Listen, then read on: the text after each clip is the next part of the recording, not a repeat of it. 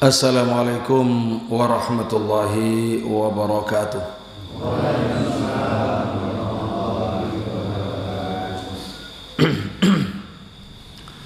Bismillahirrahmanirrahim. Alhamdulillahi rabbil alamin. Asyhadu an la ilaha illallah wahdahu la syarikalah. Wa asyhadu anna nabiyyana Muhammadan abduhu wa rasuluh. Allahumma salli wa sallim wa barik alaihi wa ala alihi azwajihi wa dhurriyyatihi wa sahabatihi wa tabi'in wa man tabi'ahum bi ihsanin ila yaumiddin. Allahumma inna nas'aluka ilman nafi'a wa rizqan thayyiba wa amalan mutaqabbala. Allahumma zidna ilman wa fahma. Allahumma ballighna ila Ramadan warzuqna fihi at-taqwa wa taufiqa ala ma tuhibbuhu wa tarda wal amna min kulli fitnah. Allahumma amin. Para jamaah Bapak Ibu rahimakumullah, alhamdulillah dengan izin Allah Subhanahu wa taala pada pagi hari ini, pada hari tanggal 29 Sya'ban, tanggal 29 Sya'ban, yang berarti insyaallah besok bisa Ramadan atau juga besok lusa atau kedua-duanya, gitu ya, atau kedua-duanya. Kalau seragam besok alhamdulillah, kalau seragam lusa alhamdulillah, tidak seragam ya tidak apa-apa, yang penting Syawalnya saja yang seragam, nggih. Riyayane cekak bendeng cewek. Bapak Ibu rahimakumullah, pagi hari ini kita akan ngaji tentang kitab ini, Bayanu Fadli Ilmi Salaf ala Al-Khalaf. Kenapa demikian? Ini ada amalannya. Mari perhatikan di hadis Ibnu Majah itu,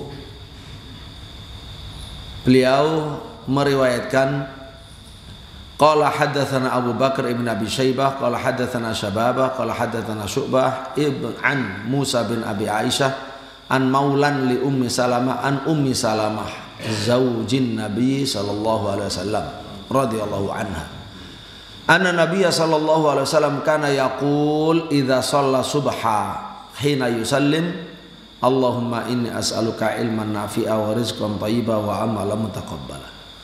Jadi kata istri Nabi Ummu Salamah, Rasulullah itu apabila sudah selesai sholat subuh, ketika mengucap salam hina yusallim, maka beliau berdoa Allahumma inni as'aluka ilman nafi'a wa rizqan thayyiba wa amalan mutaqabbala.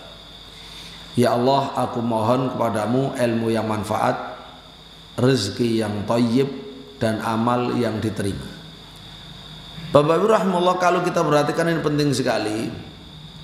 Jadi doa Nabi ini berarti setiap pagi, setiap subuh minta tiga hal. Tiga hal ini merupakan hajatnya manusia untuk hidup. Setiap kita pasti memerlukan adanya ilmu manfaat. Setiap kita pasti memerlukan adanya rezeki yang thayyib. Setiap kita pasti memerlukan adanya amal yang diterima. Ini adalah kebutuhan kita yang harus terpenuhi, yang harus kita penuhi, yang kita usahakan setiap hari. Kenapa kita minta ilmu yang manfaat? Karena banyak ilmu tidak manfaat. Kenapa kita minta rezeki yang thayyib? Karena banyak sekali rezeki yang tidak thayyib. Kenapa minta amal yang diterima? Banyak sekali amal yang sia-sia, tidak diterima oleh Allah Subhanahu wa taala. Jadi inilah hajat kita, ya. Berarti ini zikir ini Bapak Ibu bisa diamalkan setiap hari, termasuk zikir pagi. Bisa langsung setelah sholat subuh atau berjedah atau pokoknya waktu pagi. ini salah satu doanya, jangan sampai luput ya. Nah, Bapak Ibu rahimakumullah, seperti yang kemarin saya akan menyampaikan kitab ini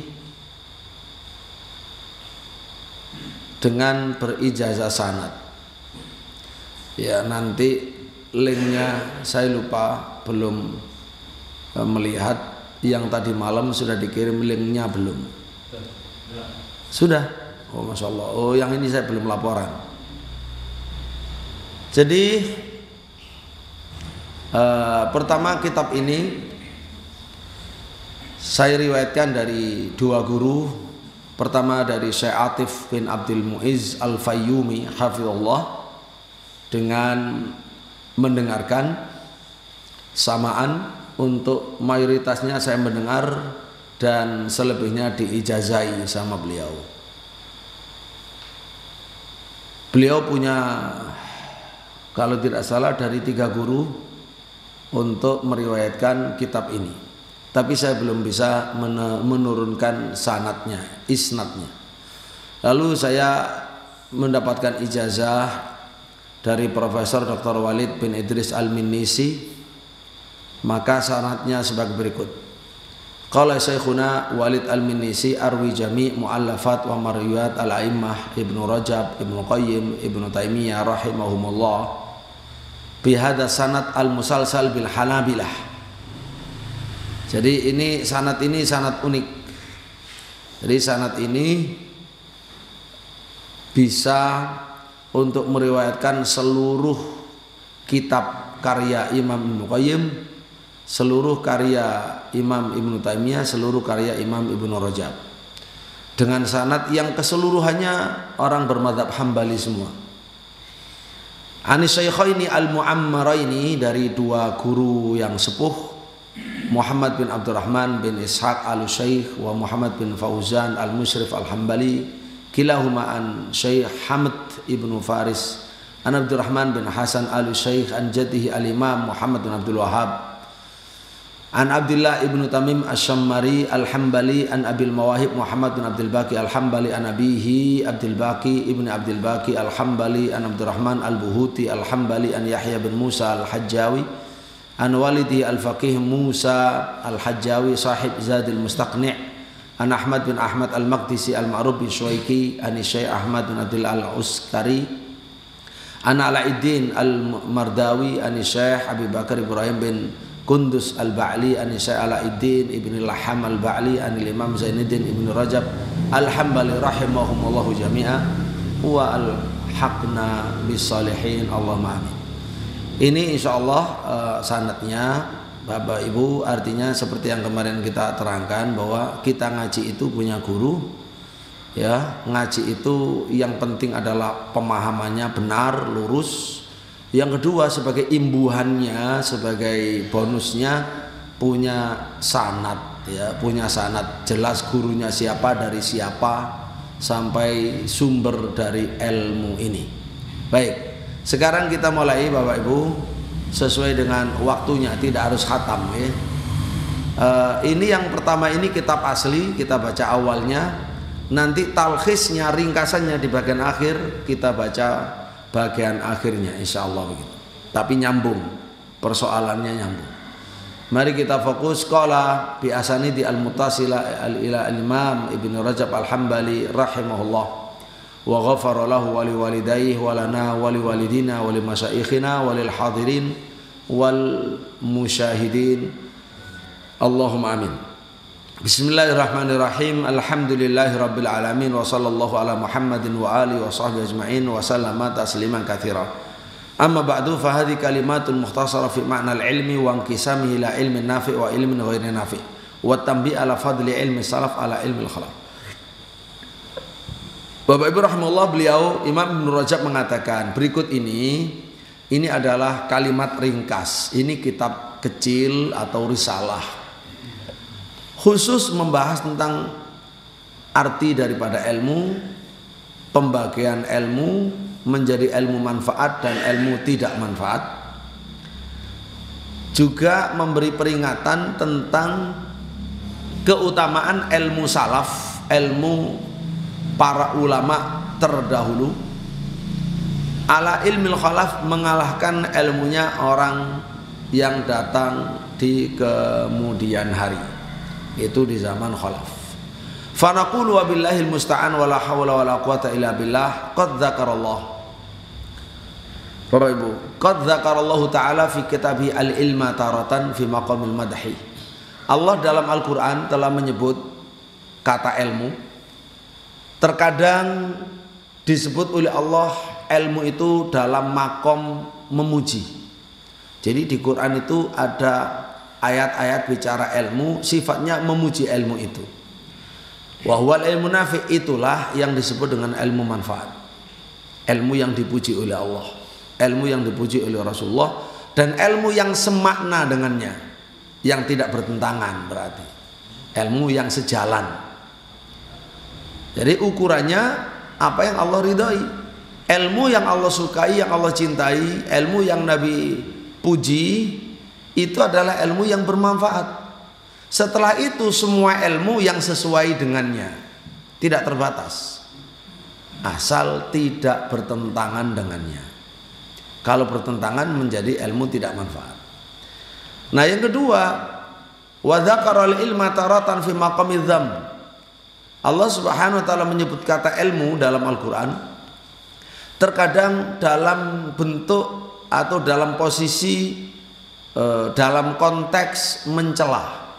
Wa huwal ilmu ladzi la yanfa', itulah ilmu yang tidak berguna, ilmu yang tidak bermanfaat. Tentang ilmu manfaat tidak manfaat ini saya ingat pernah suatu hari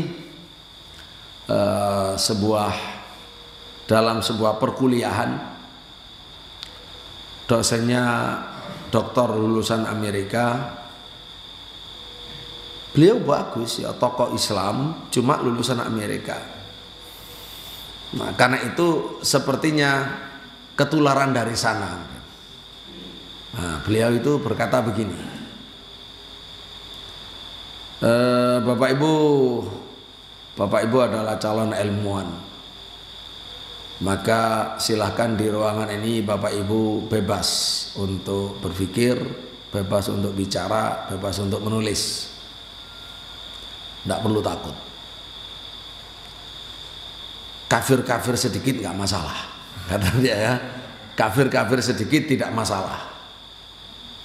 Nah di situ saya bertanya, Pak, tadi Bapak bilang kita bebas bicara di sini. Oh iya betul. Kafir-kafir sedikit nggak masalah. Gitu. Iya betul.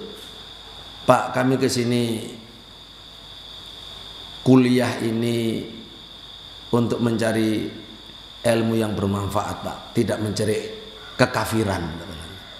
Maksudnya apa? Ilmu yang Bapak bilang kafir-kafir sedikit nggak masalah, itu ilmu yang nggak bermanfaat. Bukan itu yang kami cari. Yang kami cari yang manfaat saja. Para ulama itu membagi ilmu ada dua, dan itu sudah merupakan kesepakatan para ulama. Ilmu manfaat dan ilmu tidak manfaat. Lalu kalau kafir, kenapa kita harus mencari di sini kafir? Kafir kita nggak nyari. Jadi kata beliau terus agak marah gitu ya. Kata siapa ilmu ada yang manfaat tidak manfaat? Kata semua ulama, ijmalah. Sahabat sebutkan, kamu jangan ngarang. Loh iya banyak. Sebutkan ulama fulan di kitab fulan, ulama fulan di kitab, termasuk Imam Ibnu Rajab di kitab ini. Ya setelah selesai saya sebut, nah dia mungkin nggak nyangka, dia jawab lagi, nggak semua ulama setuju dengan pembagian itu. Siapa Pak? Sebutkan Pak ulamanya. Saya. Jadi, loh Bapak jangan sebutkan waktu itu Imam Syafi'i kan? Imam Syafi'i, Imam ini, Imam ini. Al-Hafidz Abdul Bar dalam kitab ini semuanya. Oh jadi Bapak ngaku setingkat dengan Imam Syafi'i? Ya kenapa? A'udzubillahi minasyaitonir rajim. Ya itu sombong Pak. Kalau sombong kenapa? Aduh nggak perlu diteruskan Pak. Kalau sombong masuk neraka. Ya Bapak Ibu rahimahullah, artinya gini ya, untuk mendorong, memotivasi mahasiswa agar berijtihad, agar berpikir, tidak perlu nyuruh untuk kafir-kafir sedikit. Kenapa? Ya itu kan menyalahi Allah dan Rasulnya. Kafir itu mau sedikit mau banyak ya nggak boleh sama Allah. Dan yang membagi ilmu manfaat tidak manfaat ya tadi itu Rasulullah SAW, juga Allah sendiri. Jadi ilmu dibagi dua ini sudah ini tidak bisa dibantah.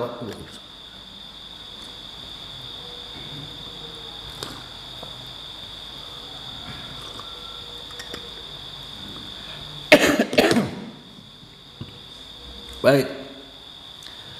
Sekarang kalau itu dalam Al-Quran, mari kita ikuti. Fa'ammal awal. Adapun yang pertama, ilmu disebut dalam Al-Quran maksudnya ilmu yang manfaat.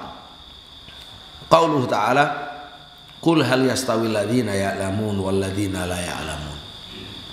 Az-Zumar 9. Katakan Muhammad, apakah sama orang yang mengerti dan yang tidak mengerti? Ini mengerti yang Allah sukai, ilmu pengetahuan yang Allah suka. Kalau orang itu ngerti bagus, yang tidak mengerti itu yang tidak bagus.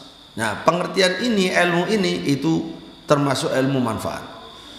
Kedua, qauluhu ta'ala, syahidallahu annahu la ilaha illahu wal malaikatu wa ulul ilmi qa'iman bil qist. Ali Imran 18. Syahidallah, Allah bersaksi, annahu bahwasanya la ilaha tidak ada sesembahan yang hak illahu kecuali hanya dia Allah. Wal malaikatu juga para malaikat bersaksi tidak ada sesembahan yang hak kecuali Allah.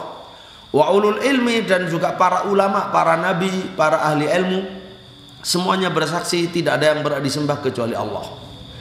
Qaiman, ketika Allah bersaksi tentang tauhid, Allah itu dalam keadaan qaiman, ini hal dari Allah.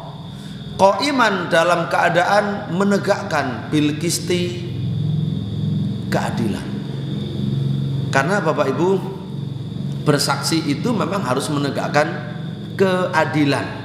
Jangan sampai bersaksi itu kemudian menegakkan kezaliman. Makanya kita diperintah kunu qawwamina lillahi syuhada bil qisti. Jadilah kalian sebagai para penegak karena Allah, sebagai saksi-saksi tentang keadilan. Jadi kita disuruh menegakkan keadilan, ya, karena Allah Subhanahu wa taala menjadi saksi untuk Allah. Itu makna pertama. Makna kedua, syahidallah bi tauhidihi bi wahdaniyatihi wa bi qiyamihi bil adl.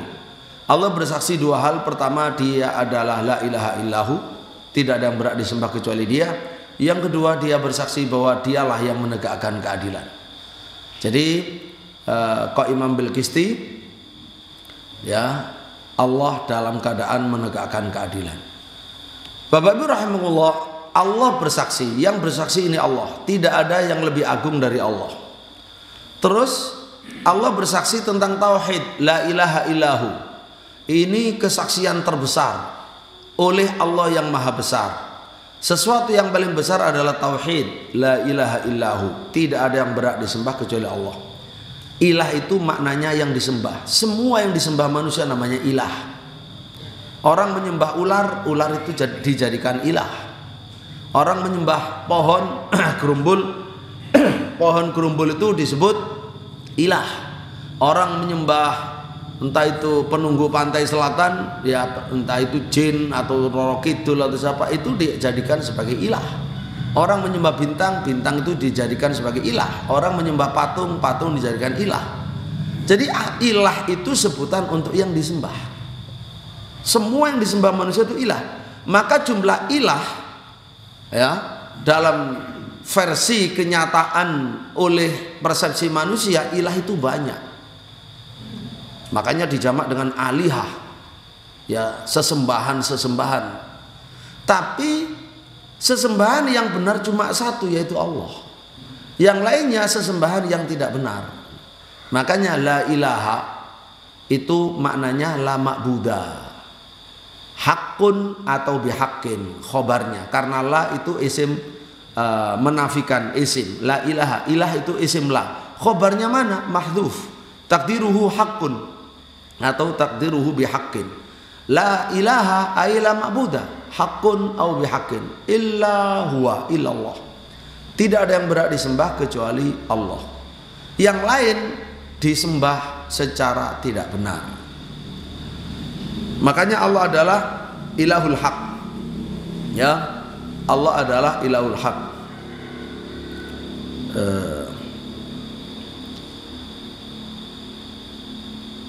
Wal malaikatu, yang bersaksi selain Allah, bersaksi tentang tauhid malaikat. Yang kedua ulul ilmi, para nabi, para ulama.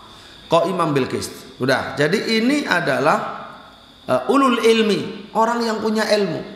Yang punya ilmu ini yang bersaksi Allah adalah penegak. Allah adalah Maha Esa, yang berhak disembah satu-satunya dan yang menegakkan keadilan. Nah, ini ilmu yang bermanfaat. Ilmunya para nabi dan rasul, ilmunya para ulama pewaris nabi dan rasul. Qauluhu ta'ala, lalu firman Allah Subhanahu wa taala surat Thaha 114, wa qur rabbi zidni ilma. Katakan Muhammad, ya Rabb, zidni, tambahkan diriku ilman, ilmu. Kita minta tambahan ilmu kepada Allah.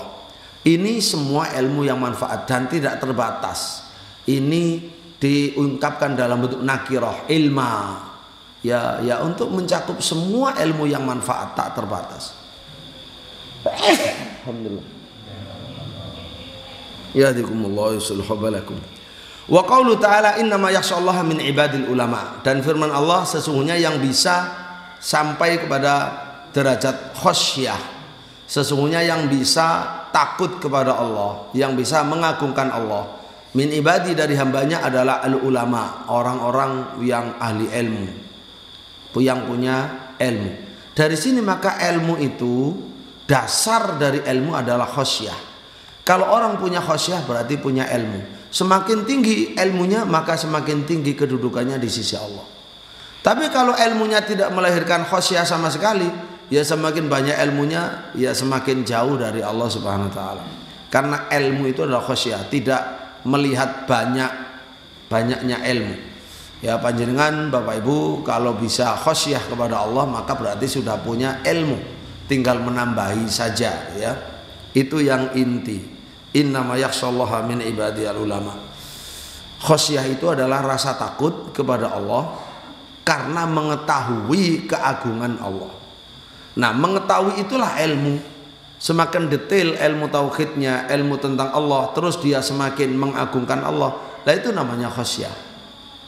Maka kita berharap kita pun ngaji pagi ini menjelang Ramadan, ya langsung nanti kita nunggu beritanya bagaimana. Apakah ada ru'yah di dalam negeri, apa ada ru'yah di luar negeri, itu kan nanti malam, ya. Maka semoga ilmu kita yang kita pelajari semakin membuat kita ta'zim kepada Allah Subhanahu wa taala. Allahumma amin. Wa ma qasallahu subhanahu min qissati Adam wa ta'limihi al-asma'a. Lalu contoh lagi, apa yang Allah kisahkan dari kisah Nabi Adam dan wa ta'limihi, dari pengajaran Allah kepada Adam al-asma'a, tentang nama-nama. Bapak Ibu, saya tanya, yang mengajarkan bahasa kepada manusia itu siapa? Siapa? Kita manusia bisa berbahasa ini. Yang pertama kali mengajarkan sehingga kita bisa berbahasa siapa? Allah. Wa 'allama Adamal asma'a kullaha. Allah mengajari semua nama-nama. Bahasa itu adalah nama-nama. Ya, sesuatu yang bisa kita sebut, kita ungkapkan. Itulah bahasa. Yang mengajarkan bahasa itu Allah kepada manusia pertama Adam. Dari situ bahasa itu berkembang, ya, berkembang sesuai dengan perkembangan anak-anak cucunya, keturunannya, pindah daerah, ada perbedaan dikit, pindah daerah, pindah generasi, terus berkembang bahasa itu. Allah lah yang mengajar. Jadi Allah adalah faham semua bahasa karena Allah penciptanya. Allah menciptakan manusia, Allah yang mengajarkan ilmu kepada manusia, Allah yang mengajarkan bahasa kepada manusia. Baik. Dan Allah mengajarkan ilmu kepada Adam. Wa ardihim alal malaikah. Lalu dalam kisah itu juga Allah ya menampakkan, melaporkan kepada para malaikat.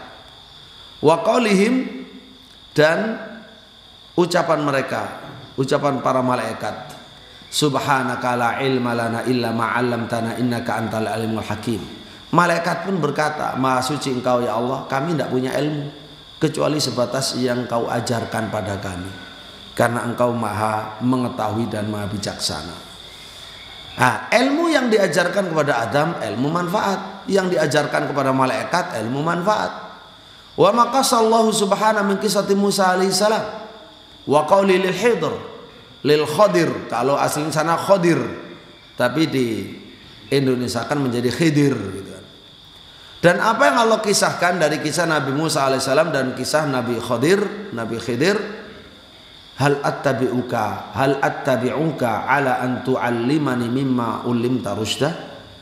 Nabi Musa yang Rasul ulul azmi itu, karena kisahnya kan dia ditanya oleh kaumnya siapa manusia yang paling alim, dia jawab ya saya. Dan nah ya begitulah yang diketahui oleh manusia, termasuk diketahui oleh Nabi Musa alaihissalam. Manusia paling alim ya beliau gitu. Dijawab saya. Akhirnya Allah memberi pelajaran kepada Nabi Musa, ada orang lebih alim dari kamu. Siapa? Fulan, yaitu Khadir. Kamu cari di sini, di sini, di sini. Kamu pergi ke sana. Akhirnya Nabi Musa datang ke sana untuk berguru. Karena Allah mengatakan ada loh orang lebih alim dari kamu. Dan dia ini, Nabi Khadir ini seorang nabi. Sehingga, dan dia bukan Bani Israel, dia tidak wajib ikut Nabi Musa. Nabi Musa tidak wajib ikut dia. Ini masing-masing hamba Allah, nabi diberi wahyu. Ya, tapi untuk menjawab dan untuk tarbiyah bahwa ada yang lebih alim dari Musa alaihissalam. Nabi Khidir bukan seorang wali. Ya, sehingga kalau ada yang punya kesimpulan bahwa wali itu di atasnya nabi dan rasul, buktinya Nabi Musa itu nabi rasul, Khidir itu wali. Lah, nabi dan rasul suruh belajar sama wali. Itu kesimpulan yang tidak tepat. Ya, Nabi Khidir itu seorang nabi, dapat wahyu dari Allah, dan dia bukan Bani Israel. Dia bukan pengikutnya Nabi Musa. Begitu nggih, Nabi Khadir nabi bukan wali. Nabi Musa alaihissalam akhirnya yang DP tawaduk, memohon kepada Khidir, hal attabi'uka, bolehkah saya mengikut Anda? Ala antu alimani, ya, agar Anda sudi mengajarkan pada saya mimma ulim tarusta, dari hidayah petunjuk yang sudah diajarkan pada Anda.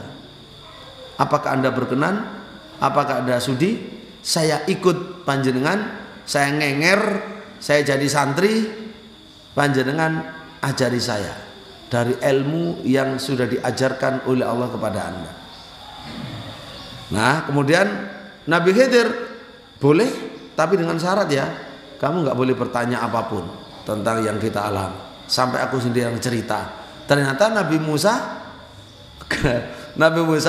nggak sabar, karena apa yang ditemui itu selalu bertentangan dengan syariatnya. Kenapa begini? Loh, kan sudah berjanji jangan bertanya. Oh, mohon maaf, mohon ampun, saya khilaf. Terus bercara lagi, ketemu lagi, peristiwa lagi. Loh, kenapa begini? Kan sudah berjanji, katanya tidak bertanya. Oke, kemudian yang ketiga, loh kenapa begini? Akhirnya sudah 3 kali ya. Ini sudah waktunya kita berpisah kan ya. Akhirnya Nabi Muhammad ketika cerita, andai saja Nabi Musa bersabar, tentu kita dapat cerita banyak dari Nabi Khidir. Tapi sayang Nabi Musa nggak sabar. Bapak Ibu rahimahullah, itu ada ilmu nafi, ilmu yang diberikan kepada Nabi Musa, Nabi Khidir itu ilmu manfaat dari Allah semua. Wa qad akhbara an qaumin annahum utu ilma wa lam yanfa'hum ilmuhum. Nah, kemudian Itu semuanya cerita ilmu manfaat. Kajian seperti ini Bapak Ibu namanya kajian tematik. Semua ayat yang bicara tentang tema politik disendirikan untuk diambil kesimpulan gitu ya. Untuk diambil kesimpulan. Kalau soal tematik itu saya jadi ingat juga guru saya. Ya, pertama dulu awal kuliah pasca sarjana saya duduk di depan pas di depannya dosen mengajar hadis, dan karena hari pertama untuk mata kuliah hadis yang masuk itu doktor yang mengampu, setelah itu beliau profesor tapi waktu itu masih doktor, lalu asistennya MA lulusan Pakistan rahimahullah sudah wafat, orang baik semua Bapak Ibu. Kalau dari kepribadiannya, agamanya ya baik, tapi nggak tahu ketika mengajar itu ada saja maklum lah namanya manusia. Pertama kali kita masuk kuliah dia bilang begini, Bapak Ibu, kita untuk mata kuliah ini mulai tahun ini kita terapkan metode baru, tidak seperti tahun-tahun sebelumnya. Kalau tahun-tahun sebelumnya itu namanya kajian hadis itu ya kajian ilmu mustalah hadis, itu sudah kuno, sudah klasik. Kata beliau begitu. Jadi sekarang pendekatan baru. Ini tahun 2001 ini. 2001. Terus nah pendekatan kita bukan ngaji tentang mustalah hadis, tapi kajian tematik, ya, kajian tematik tentang hadis, biar kita mengetahui mana agama, mana budaya. Itu fungsinya ngaji secara tematik. Jadi lengkap utuh bayangan kita. Karena sekarang banyak orang tidak tahu, tidak bisa membedakan mana agama, mana budaya. Langsung nunjuk contohnya nih, ini contoh nih. Orang jenggotan ini, saya kan jenggot, saya mulai jenggotan itu mulai tahun berapa saya? Mulai pemuda aliyah tahun 85 itu saya sudah jenggotan, dan belum pernah ini saya cukur, paling ya kita pendekkan, tapi tetap maksudnya harusnya dirapikan, tetap panjang, pendek nggak boleh, dirapikan tapi tetap panjang. Berarti mulai tahun 85. Ya, di situ langsung nih contohnya, ini budaya bukan agama, tapi banyak orang nggak ngerti, dianggap agama katanya. Waktu pertanyaan saya tanya, Pak Ustadz, tadi Pak Ustadz bilang kita sistemnya ngaji tematik, nggih? Iya betul, supaya tahu mana agama mana budaya, nggih? Iya betul. Saya tanya sekarang Pak Ustadz, boleh tanya? Oh boleh. Pak Ustadz pernah tidak melakukan kajian tematik tentang hadis-hadis jenggot? Langsung mukanya berubah. Mohon maaf belum pernah. Lu enak ay, belum pernah kok sudah bisa memvonis. Katanya biar bisa membedakan mana agama mana budaya. Ternyata nggak memberi contoh yang baik kan. Tanpa melakukan kajian sudah bisa memvonis ini agama, ini budaya, ini agama, ini budaya. Berarti kan tidak konsisten di situ. Udah, walhasil sudah, karena merasa ya di luar dugaan Mbak ya. Akhirnya asistennya bilang sudah nggak usah debat sama guru sama dosen, saya aja yang mewakili. Sama, akhirnya panjang di situ. Terus akhirnya ya beliau mengerti kalau ternyata ada hadis yang belum beliau perhatikan. Ya sudah. Kalau kamu punya dalil ya sudah. Kamu nggak harus ikut aku, tapi aku juga nggak harus ikut kamu. Itu jawabannya. Tapi ambil ngamuk. Nah anak-anak bilang, loh kok ngono? Ya para teman-teman, loh kok begitu? Wah, ini ada yang nggak beres ini. Walhasil Bapak Ibu rahimakumullah, ini tadi soal kajian tematik. Jadi biar kita utuh gitu loh gambarannya. Nah sekarang ilmu ternyata kan dibagi dua ilmu itu. Satu ada ilmu yang dipuji sama Allah, dipuji ilmunya, dipuji orangnya. Yang ini berikutnya ada ilmu yang dibenci sama Allah. Waqad akhbara an qaumin, Allah telah mengabarkan satu kaum annahum utu ilma. Orang ini diberi ilmu. Orang ini diberi ilmu. Tapi lam yanfa'um ilmuhum, ilmunya enggak berguna untuk mereka. Ya, fahadha ilmun nafi' fi nafsi lakin sahibuhu lam yantafi' bihi. Ini sebenarnya ilmunya ilmu manfaat, tapi orangnya tidak mengambil manfaat darinya, sehingga orangnya jadi tercela gara-gara tidak mengamalkan ilmu yang manfaat. Qala ta'ala, mathalul ladzina humilu taurat tsumma lam yahmiluha kamathalil himar yahmilu asfara.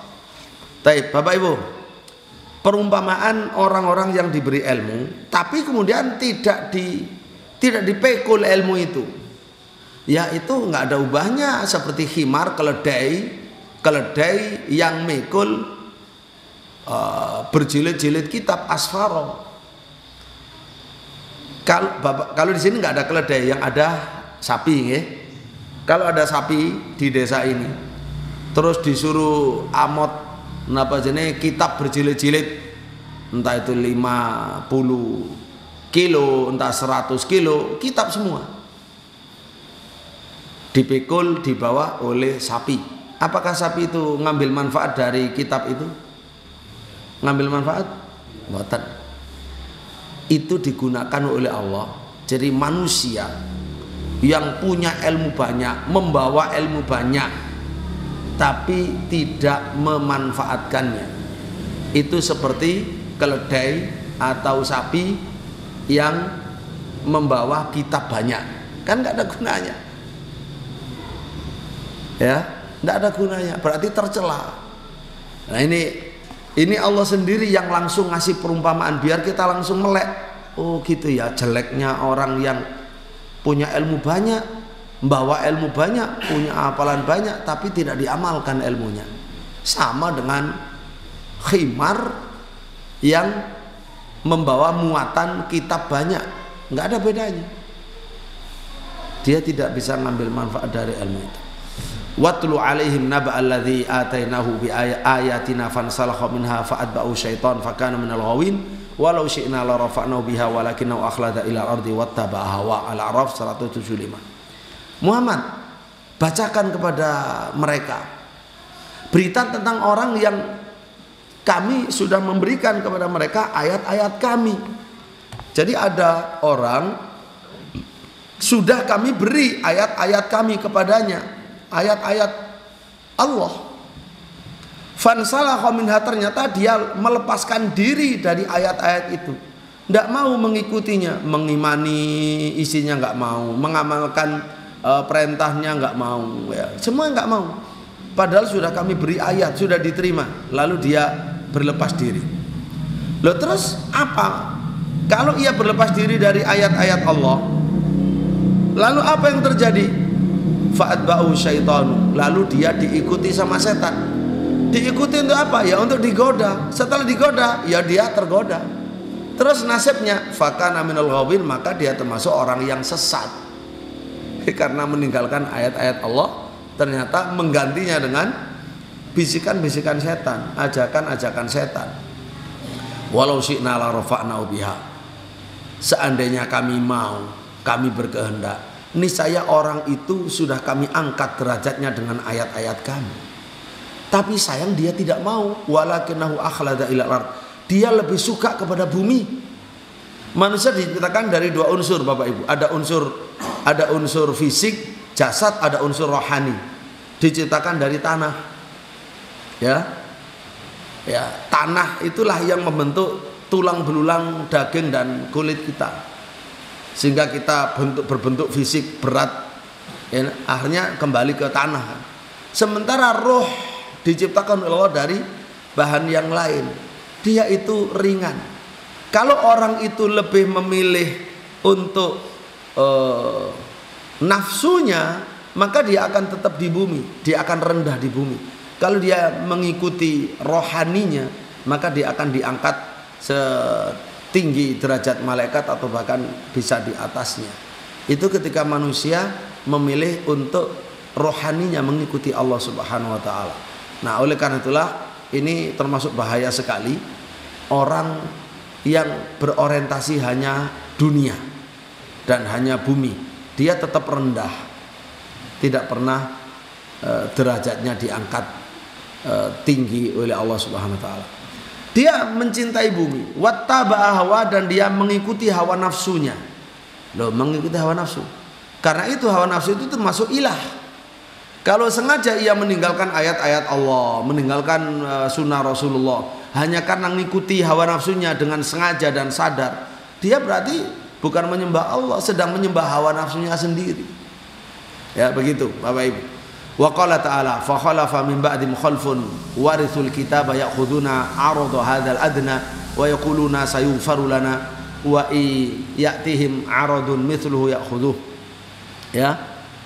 Fa khalafa min ba'dihim khalfun, setelah mereka datanglah generasi yang buruk. Khalfun itu generasi yang jelek. Warithul kitab, mereka mewarisi kitab. Yang diceritakan kitab ini kitab Taurat, ini dari Bani Israel. Ya'khuduna 'arada hadza al-adna. Ternyata mereka walaupun sudah mewarisi kitab Taurat, tapi nggak ngambil Taurat. Mereka malah mengambil harta benda arodo hadal adna, harta benda dunia yang rendah ini. Wa yaqulun, sudah hubbud dunya, hanya mengikuti harta benda dunia. Terus mereka mengatakan sayughfaru lana, kami bakal diampuni sama Allah. Gimana ceritanya dapat ampunan Allah wong dia meninggalkan Taurat, ya. Wa iyatihim aradun mithluhu, kalau nanti datang pada mereka juga harta benda semisalnya, ya khudu, ya mereka akan ngambil lagi. Nah, ini memang sifat orang-orang Yahudi yang hubbud dunya dan meninggalkan ajaran-ajaran Allah. Yang sekarang termasuk menjadi orang paling jahat, membuktikan apa yang digambarkan dalam Quran. Orang yang paling benci kepada orang mukmin adalah orang Yahudi. Yang paling menyakiti orang Yahudi apa yang terjadi di Gaza. Ya, itu bukti kebenaran Al-Quran, bukti kebenaran hadis Nabi, termasuk nantinya orang Muslim Palestina akan menang, Muslim yang berjihad di Palestina akan menang, dan yang menolong adalah batu dan pohon. Kalau Yahudi bersembunyi di balik batu, balik pohon, semuanya akan berkata, ya Muslim, hadza Yahudiyun khalfi faqtulhu. Ya orang Muslim, ini Yahudi bersembunyi di balikku, maka bunuhlah ia. Jadi karena ya sudah nggak ada yang membela mereka, yang membela Allah melalui pasukan batu, pasukan pohon, gitu ya. Kecuali pohon Ghorqot karena itu pohon Yahudi. Taib, kita lanjut. Al-A'raf. Dalam surat Al-Jathiyah, wa adallahu Allahu ala ilmin, Allah menyesatkannya di atas ilmu. Artinya di atas ilmu Allah. Allah tahu memang orang itu sesat, ya, dan akan disesatkan. Atau makna kedua, ala ilmin wa ala ta'wili man ta'awwal al-ayah ala ilmin inda man adallahu Allah. Menurut tafsir orang yang menafsiri ayat ini, ala ilmin di atas ilmu, inda man adallahu Allah, bagi orang yang disesatkan Allah. Artinya dia dengan sengaja untuk memilih kesesatan. Ini sudah tahu kalau Nabi, tapi sengaja ditinggalkan, ya karena keingkarannya, karena kesombongannya, karena hasadnya dan lain sebagainya. Kan termasuk Yahudi Nasrani ketika memusuhi Nabi, mereka tahu tidak kalau Nabi Muhammad itu Nabi, Bapak Ibu? Ketika Yahudi Nasrani di zaman Nabi Muhammad Sallallahu Alaihi Wasallam memusuhi kanjeng Nabi, mereka tahu tidak kalau Nabi Muhammad betul-betul Nabi? Tahu. Di Quran dikatakan mereka mengetahui Nabi Muhammad seperti mengetahui anaknya sendiri. Lalu kenapa mereka memusuhi? Karena hasud. Ya, hasud karena mereka tahu loh, ternyata yang jadi nabi bukan dari Bani Israel, dari orang Arab. Karena sentimen itulah akhirnya nggak usah, walaupun tahu itu nabi yang ditunggu-tunggu. Jadi berarti kan disesatkan ala ilmin, di atas ilmu. Taib, ilmu yang nggak berguna, nggak manfaat itu. Kalau modelnya begitu. Wa ammal ladzi, yaitu ilmu manfaat tapi tak berguna karena tidak diikuti. Sekarang amal ilmu ladzi dzakarahu Allah taala ala jihadil dzammi lahu. Adapun ilmu yang disebut oleh Allah dalam Quran dalam konteks, dalam makom, dalam posisi dicela oleh Allah. Faqauluhu fi sihri, firman Allah tentang sihir. Sihir itu karena oleh manusia disebut ilmu, maka Allah menyebutkannya juga ilmu, tapi ilmu yang tidak bermanfaat. Wa yata'allamuna ma yadurruhum wa la yanfa'uhum. Mereka belajar apa yang membahayakan mereka dan tak berguna bagi mereka. Walaqad alimu laman ishtarahu ma lahu fil akhirati min khalaq. Mereka tahu, sudah tahu mereka bahwa siapa yang mengambil ilmu sihir itu dia tidak akan punya bagian apapun di akhirat, karena sifatnya murtad kalau dia muslim, ya. Dia akan kekal di neraka. Itu kalau mereka sebut ilmu karena bisa dipelajari, itu kan ilmu, bisa dipelajari. Tapi ilmu nggak bermanfaat, membuat mereka akan selamanya dalam neraka. Itu ilmu tak bermanfaat. Wa qauluhu, dan firman Allah Subhanahu wa taala, falamma ja'atuhum rusuluhum bil bayinati farihu bima indahum minal ilm. Allah cerita tentang orang-orang kafir yang didatangi oleh para rasul. Ketika para rasul mereka datang kepada mereka, bil bayinat, para rasul itu membawa bukti-bukti, membawa mukjizat, membawa ayat. Ternyata mereka itu menolak dakwahnya rasul. Lah, menolak alasannya apa? Farihu bima indahum minal ilm. Mereka cukup senang dengan ilmu yang ada pada mereka, nggak butuh ilmunya rasul. Jadi ilmunya rasul ditolak dengan ilmu mereka. Apa yang mereka anggap sebagai ilmu yang jahiliyah itu tetap disebut sebagai ilmu, karena Allah, mereka meyakini begitu, diceritakan begitu sama Allah. Aslinya bukan ilmu, kan kejahiliaan, tapi mereka nyebut ilmu, ya sudah, yaitu ilmu mereka. Jadi dakwahnya para rasul ditolak dengan ilmu mereka. Nah, inilah bahayanya orang kalau fanatik dengan adat istiadat atau dengan tradisi, ya, walaupun dalam hal yang tradisi salah, menyalahi Allah dan Rasul, tetap tradisi yang dimenangkan, lalu Rasul yang ditolak. Itu bahayanya kalau dia fanatik, tidak menggunakan akal sehat. Tradisi yang bagus ya dilestarikan, tradisi yang syirik ya oke, berhenti, namanya muslim. Dulu kan belum ngerti, kan gitu harusnya, kayak kalau dicampur nggak bisa. Aku mau Islam tapi aku nggak mau ketinggalan tradisi, apapun bentuknya nggak boleh. Kan bersahadat itu begitu. Kita bersahadat itu harus melepaskan diri dari yang disembah selain Allah, dari ajaran bertentangan dengan Allah, kan gitu. Itu maknanya syahadat.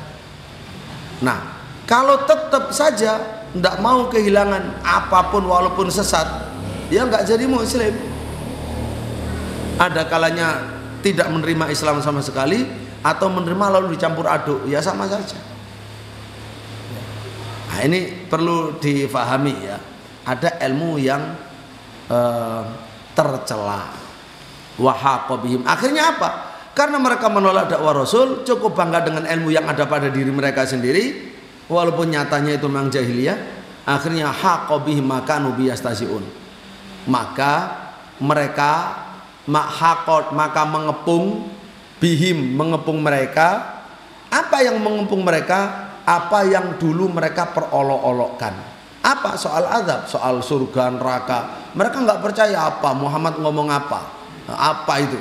Ya, kami nggak percaya. Coba mana kalau bener Tuhanmu suruh mendatangkan azab, nggak akan bisa, nggak bisa. Coba kan pokoknya diperolok-olokkan. Nanti di hari kiamat mereka akan dikepung oleh azab yang dulu mereka perolok-olokkan. Wa haqa bihim ma kanu biyastazi'un. Ghafir 83. Qaulu ta'ala, firman Allah, ya'lamuna dhahiran minal hayati dunya wa hum 'anil akhirati hum ghafilun. Mereka tahu, Bapak Ibu, ini sifatnya orang kafir. Perhatikan. Mereka orang-orang kafir itu mengerti zahirnya kehidupan dunia itu, tahu teknologi apa yang mereka tidak tahu. Nah gitu ya. Kalau soal pertanian, Saman kan ahli pertanian. Coba Saman lihat pertanian teknologinya orang kafir. Saman mikir aja belum melihat teknologi yang macam-macam. Ya Allah, begitu luar biasa keahliannya mereka.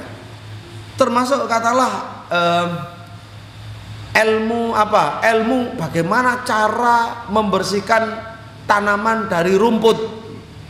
Ya, dari rumput-rumput yang tak berguna dengan cepat dan nyaman gitu. Bapak Ibu, ada negara kafir itu yang sudah membuat mesin pembersih rumput dengan remote. Dia tinggal duduk aja, misalkan kebun, udah diremot kemana sama, habis sudah selesai. Apapun itu, itu kan luar biasa.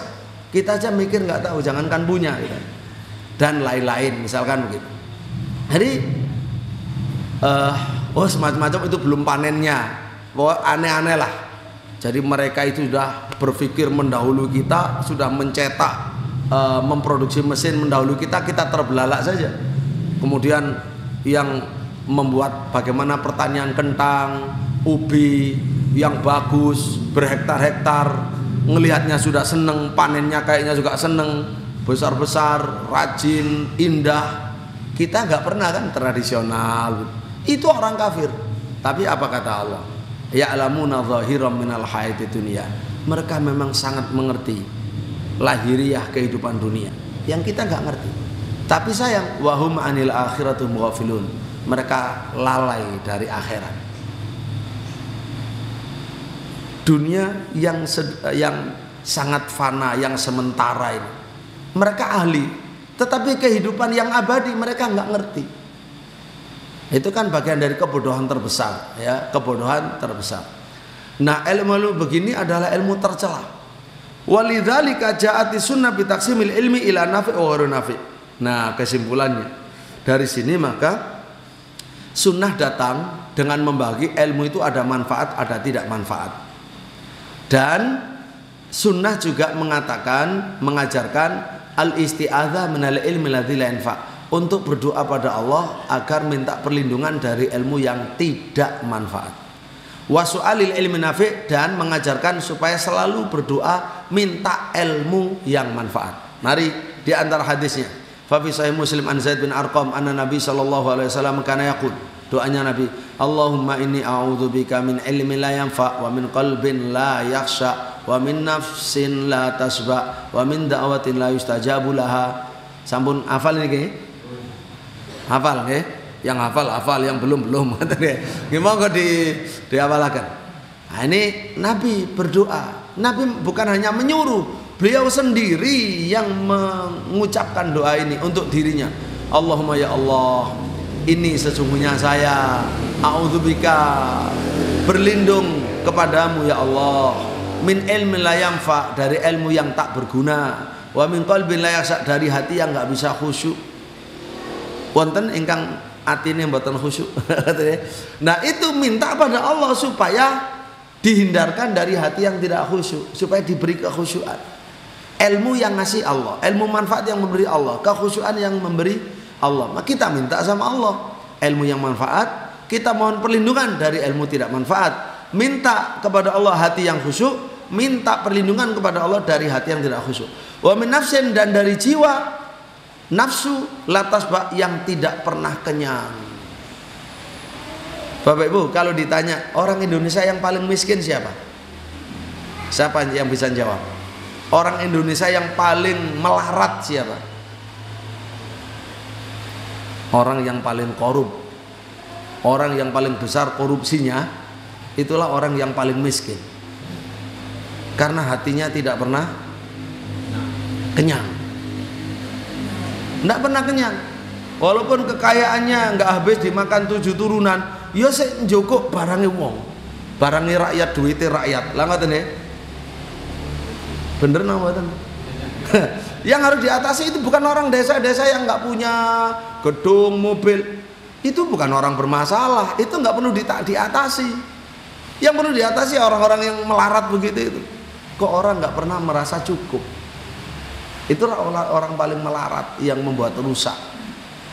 Gara-gara jiwanya jiwa rakus. Rakus itu bisa menjual negara, menjual kedaulatan, Bapak Ibu, merampok haknya rakyat.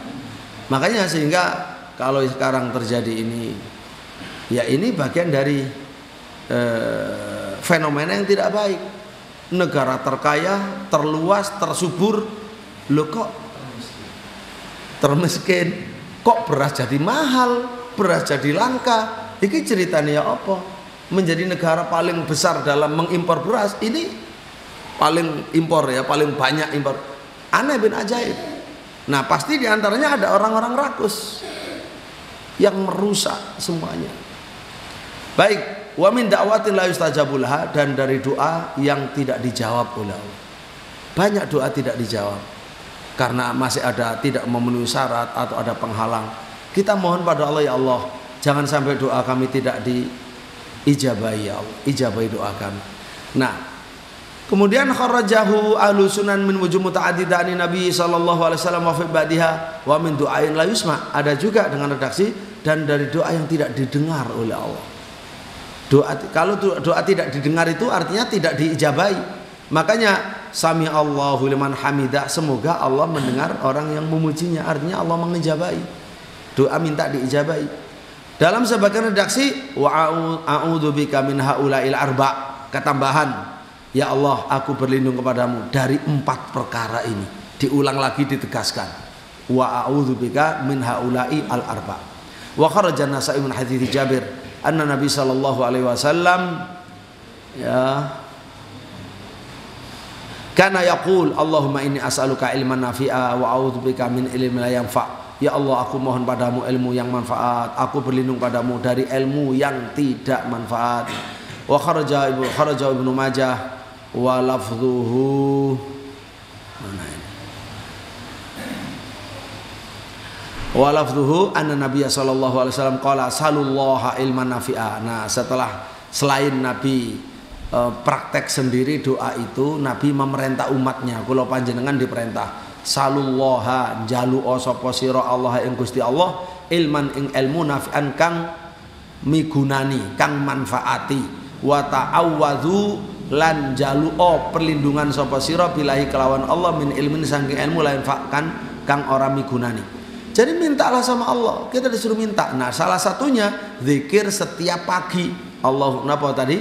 Minta 3 hal. Allahumma inni as'aluka ilman nafi'ah wa rizqan thayyibah wa amalan mutaqabbala. Itu tiap pagi sebelum ke gunung, ke hutan, sebelum ke laut, sama ndonga niku. Kalau kita sudah yakin pada Allah, minta itu pada Allah, terus kita melaut, nggak mungkin di hati orang mukmin yang sudah ngerti, sudah begini, terus lahir pikiran namanya aku tak jaluk tolong Nyi Roro Kidul. Nyi Roro Kidul aku mancing, aku golek iwak tulungan. Nggak ada, itu kan syirik, bertentangan dengan keyakinan la ilaha illallah. Nggak mungkin. Apalagi dengan wah ya apa carane Nyi Roro Kidul iki cek ridho ngono nang awak dhewe, ayo sesajen sing gede, sapi sing lemu dibuang nang laut sana supaya Nyi Roro Kidul sayang sama kita. Loh, ini kan namanya takorup kepada selain Allah. Jadi orang yang sudah ngerti, nggak mungkin, tidak mungkin. Itu yang belum mengerti biasanya, belum mengerti makna la ilaha illallah, belum mengerti doa-doanya dari Nabi, bahwasanya termasuk belum mengerti Fatihah, iyyaka na'bud wa iyyaka nasta'in, hanya kepadamu ya Allah kami nyembah dan hanya kepadamu kami minta pertolongan. Lo kok njaluk tolong nang makhluk, nah ya, njaluk tolong nang makhluk. Baik. Nah, ini panjang ceritanya, doa-doa Allahumma fa'ni bima 'allamtani wa 'allimni ma yanfa'uni wa zidni ilma. Allahumma fa'ni bima 'allamtani wa 'allimni ma yanfa'uni warzuqni ilman tanfa'uni bihi. Allahumma inni as'aluka ilman da'ima wa faruba imanin ghairu da'im wa as'aluka ilman nafi'a faruba ilmin ghairu nafi'. Inna minal bayani sikhra wa inna minal ilmi jahla. Ya, itu penjelasan. Akhirnya mari kita baca akhir. Karena bagaimanapun harus berakhir, dibatasi oleh waktu Bapak Ibu ya. Ya ngaji ini gak totok Ustaz ya, dadi pancingan lek sampean seneng ilmu ya mbok kapan-kapan ngaji maneh lah ngoten ya. Dintekno saiki wurung gak nang laut, gak nang sawah sampean ya. Baik, ini talkhis. Talkhis itu ringkasan. Kita baca dari ringkasan. Dari ringkasannya biar cepat. Bapak Ibu, mana tadi? Sebelum itu ringkasannya begini. Di antara ilmu yang tidak manfaat, nih, di antara ilmu yang tidak manfaat itu ilmu astrologi, ilmu tentang nujum, tentang bintang, rasi, bintang, tapi dikaitkan dengan nasib manusia, dikaitkan dengan nasib di bumi. Ngoten nggih? Wah, krana iki bintang ini berarti engko nasib wong iki ngene, nasibku ngene, krana bangsa iki ngene, berdasarkan bintang. Itu aslinya adalah menyembah bintang. Kaum menyembah bintang dulu itu begitu. Merasa nasib sial dengan bintang. Itu namanya astrologi. Itu termasuk sihir, syirik, nggak boleh. Nabi bersabda, ada di sini semua. Man iktabasa syu'batan minan nujum faqad iktabasa syu'batan minas sihr. Bal huwa batil muharram. Ilmu taksir, ya, ilmu perbintangan tapi dikaitkan dengan pengaruhnya di bumi. Itu nggak boleh, nggak ada pengaruhnya. Semua di bumi kejadiannya itu ditetapkan oleh Allah. Bintang itu nggak ada hubungannya. Tidak menjadi sebab nasib bumi dan nasib orang di bumi. Siapa yang mengambil satu bagian dari ilmu nujum untuk ilmu astrologi, maka dia telah mengambil satu bagian dari ilmu sihir. Itu ilmu yang haram, yang batil, tidak boleh.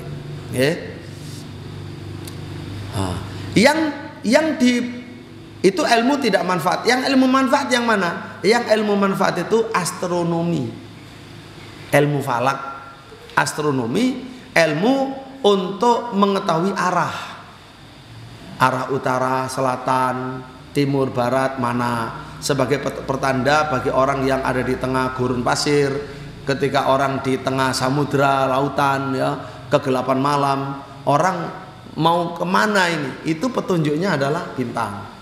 Bintang ini arah selatan, bintang ini arah barat, ngoten. Ini yang melaut insya Allah mengerti itu. Ya, itu ilmu Quran, diajarkan oleh Quran, ilmu yang bermanfaat, termasuk untuk mengetahui kiblat. Bapak Ibu, bentuk ilmu mengetahui kiblat itu canggih sekarang. Ilmu GPS, saman kalau sepedahan, mobilan, pakai mana, colong dong, Sherlock dong. Sherlock itu adalah bentuk dari aplikasi ilmu astronomi. Ini namanya ilmu taisir, yang dilarang ilmu taksir, astrologi. Yang diajarkan, yang diizinkan ilmu taisir. Termasuk bisa mengetahui di mana. Sekarang berkembang untuk senjata. Senjata itu drone itu dikasih GPS. Ya, dan itu drone kecil-kecil itu membawa senjata. Itu yang paling berbahaya sekarang. Dia pasti itu presisi, pas, tidak mungkin meleset. Rudal-rudal itu disetel dengan itu, Pak, dengan ilmu taisir ini, ya, ilmu falak ini, ya, ilmu untuk mengetahui lokasi, tempat, ilmu arah, ilmu untuk mengetahui musim, itu boleh. Tapi kalau dikaitkan dengan nasib manusia, ini sial, ini tidak sial, ini beruntung, tidak boleh. Itu ilmu yang batil, ilmu yang haram, termasuk yang ditulis di koran-koran, ya, ilmu perbintangan, atau mungkin baca nasibmu hari ini apa, ya, yang lahir bulan ini, tanggal ini, bulan ini, sampai tanggal ini, bulan ini, maka bintangnya Leo, bintangnya apa, katanya. Itu ini namanya kayak di sini ada, sudah. Itu adalah tidak boleh, Bapak Ibu. Baik, langsung. Terus apa lagi? Nah, ini Imam Ahmad saja melarang orang untuk mengambil petunjuk dari jiddi. Jiddi itu adalah salah satu rasi, namanya Capricorn, ya, Capricorn, yang ditandai dengan kambing bertanduk biasanya kan. Nah, itu disebut oleh Imam Ahmad, tidak boleh, nggak bener itu. Padahal itu untuk melihat kiblat itu, kalau untuk nasib, apalagi nasib itu. Ya, itu memang ada kalau para ulama bicara soal fenomena alam, ya ada keterbatasan sains di zamannya, ya wajar, nggak masalah, ya. Beliau itu maksudnya waktu itu ilmunya kan belum presisi, masih awal-awal ilmu falak untuk menentukan kiblat. Jadi Nabi bersabda antara timur dan barat itu kiblat. Karena kiblatnya dari Nabi kalau nggak selatan utara kan gitu ya. Nah, kalau dari Indonesia ya antara timur dan barat. Kalau di sana antara timur dan barat, yaitu menghadap ke selatan, menghadap dari Madinah ke Mekah itu ngadep ke selatan, sehingga antara timur dan barat itu selatan. Kalau kita kan antara selatan dan utara, yaitu ke barat. Artinya secara umum itu cukup untuk ngadep kiblat sholat. Tapi ketika ilmu itu berkembang sampai seperti ini, menjadi ilmu presisi Bapak Ibu, ilmu yang sangat pas gitu, maka wajib diterima, tidak boleh ditolak. Karena sudah menjadi yakin, ilmu yakin. Contohnya apa? Ngeten. Orang menghitung, ilmu falak untuk bisa menghitung di mana Ka'bah, itu menjadi ilmu yakin itu saged dibuktiaken. Bapak Ibu, contoh begini. Kalau zaman sekarang kan kiblatnya ke arah sana, ke arah kiblat sana. Zaman ketika mengawali bangun masjid, ya mengamalkan hadis Nabi cukup. Pokoknya jari kanjeng Nabi antara wetan selatan ya, udah ngadep ngulon ya wis, itu berarti kiblat kita.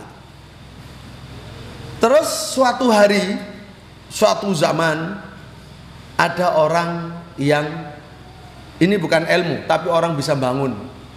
Ada orang bisa bangun tiang lampu, dibangun tepat di atasnya Ka'bah. Jadi Ka'bah itu, di atas Ka'bah itu dibangun tiang lampu tinggi sekali, sampai lampunya ketika menyala dilihat dari Watu Limo sini. Loh, iku lak cagak ki ndukure Ka'bah. Ya, lampunya sedang nyala. Terus sorotannya sampai ke sini. Niku ilmu yakin apa mboten? Yakin apa mboten? Ada lampu di atasnya Ka'bah, saking dukure cagake ngantos ketinggal saking Watu Limo. Lah, lampu kalau besar itu kan seperti matahari. Itu kan sinarnya kan pasti lurus. Napa wonten sinarku belok-belok ngoten? Kan pasti lurus ngoten. Nah, ketika kita lihat ternyata loh, kiblate awak dhewe iki rada miring. Ternyata lampune nggih kono. Awak dhewe ngadep rono, misalnya ngadep rono, ternyata lampune ku ana di sebelah kene, ana sebelah kene ngoten. Kita bergeser tidak? Saya tanya, bergeser enggak? Salatnya mengubah arah, dipaskan dengan Ka'bah napa mboten? Napa tetep mawon sakwis gak wis mulai biyen wong tuwa ngene-ngene. Mosok bapak ya awak dhewe bodoh. Enggak. Lho iki Pak, iku lampu nggih Ka'bah. Bak lampu nggih Ka'bah wis gak peduli, gak urusan. Mosok ngoten jenengan? Mboten kan? Pak, oh iku lampu nggih Ka'bah. Nggih niku enggal dibangun. Oh, lek ngono salah, Com. Salah le, lek ngono ngadep rono. Nah, persis seperti itu. Itu kan ilmu falak untuk kapan matahari di atas Ka'bah. Pernah saya tes. Waktu itu adik saya Triyono rahimahullah itu sedang pergi umroh, mimpin umroh. Di waktu yang pas namanya Istiwaul A'zam, di mana ilmu falak menghitung tanggal ini, bulan ini, tepat jam sekian, biasanya kita waktu asar, matahari itu tepat di atas Ka'bah, dan orang yang di situ tidak punya bayangan, tidak ada bayangan. Saya telepon, Dek, ya Bo, siap, wes, ya Bo, ya. Sekarang jam ini matahari di atas kepala saya, di atas Ka'bah, kita nggak ada bayangannya. Sama Pak. Itu bodoh karo lampu dicentol ndukure Ka'bah. Itu ilmu hitungan kiblat. Jadi sudah presisi. Itu ilmu yakin, kita harus mengubah ke situ. Bagaimana orang tua kita yang kiblatnya menghadap, ya nggak masalah, udah diterima sama Allah karena melaksanakan hadis Nabi, kata Nabi, persangkaan saja cukup. Kalau dengan persangkaan cukup, kemudian ada ilmu, ya harus ikuti ilmu. Nggak boleh ilmu ditolak dengan persangkaan. Tidak ada ilmu, persangkaan cukup. Ada ilmu, ilmu yang diikuti karena Islam agama ilmu. Itulah gampangnya agama Islam, bukan menyalahkan. Kita mengubah, ngikut yang terbaik tanpa menyalahkan yang sebelumnya. Baik, Bapak Ibu rahimahullah, akhirnya banyak sekali itu ada ilmu. Sekarang langsung tanda saja, tanda ilmu yang manfaat dan ilmu tidak manfaat. Ilmu yang bermanfaat menunjukkan apa saja. Kalau ilmu itu manfaat, Bapak Ibu, satu, kita akan dikenalkan kepada Allah, dikenalkan kepada nama Asmaul Husna, dikenalkan kepada sifat-sifat Allah yang luhur, dikenalkan kepada perbuatan-perbuatan Allah, pekerjaan Allah yang luar biasa.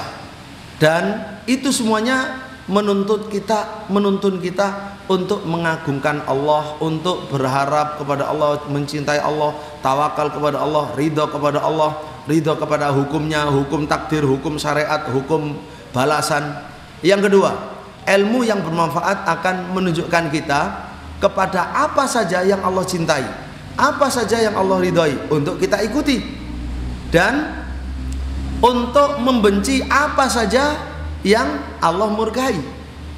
Itu ilmu manfaat namanya. Apakah itu berkaitan dengan akidah, dengan amal zahir, amal batin, gitu kan?